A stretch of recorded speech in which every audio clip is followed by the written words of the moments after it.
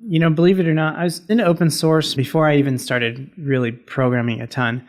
Just because from my young, naive mindset, it was like a place to get free software, right? So it's like, wow, people are building things for free and I can just take them, So I was a leecher for a very long time as a youth and even in my early development career when I was doing WordPress for a long time before I even became like a quote unquote real programmer, right?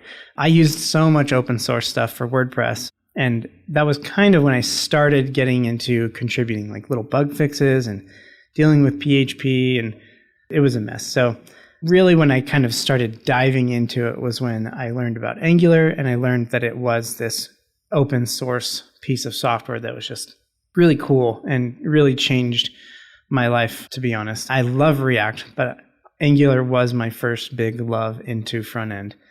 And when I learned it was open source, I just thought that was awesome. And then I learned that I could start creating my own open source libraries.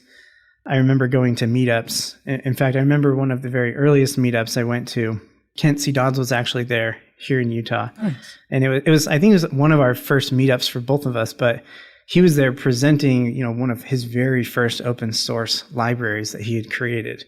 And he's like, yeah, I created my own library. And I was like, man, that guy's cool. I want to do that too.